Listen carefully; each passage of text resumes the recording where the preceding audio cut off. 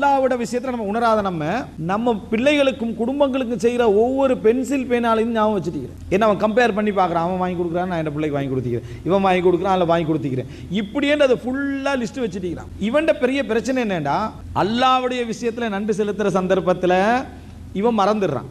இவன் யாருக்கு செய்கிறானோ அவங்க ஒவ்வொன்றா ஞாபகம் வச்சுட்டிக்கோன்னு இவன் நினைக்கிறான். எப்பொழுதுமே அன்புள்ள சகோதரர்களை புரிந்து கொள்ளுங்கள், நீங்கள் தான் செலவழிக்கணும்னு நினச்சிட்ட மனைவிக்கு, நீங்கள் தான் செலவழிக்க நினச்சிட்ட பிள்ளைக்கு நீங்கள் எவ்வளோ விளங்கப்படுத்தினாலும் 100% உணர்வறுத்த முடியாது. ஒரு 50-20% சொல்லலாம். காரணம், நீங்கள் ஏசுறீங்கன்னு வைங்களேன், உனக்கு அது தந்திக்கிறேன் இது தந்திக்கிறேன்னு ஏசுறேன்னு வைங்களேன், அவங்களுக்கு அதை பற்றி கவலையே இருக்காது. அது உண்ட கடமை.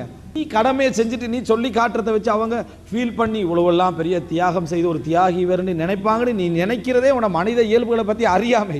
மனித இயல்புகளை பற்றிய அறியாமை. உன்ட பொஸ் இருக்கிறார், உனக்கு நான் அந்த ஜொப்பு தந்திக்கிறேங்க, உனக்கு இவ்வளோ சேலரியை நான் தந்திக்கிறேன் என்று சொன்னால் நீங்கள் உடனே அவனை சுக்குர் செஞ்சிருவீங்களா? அது தரத்தானவன் நான் செய்கிற வேலை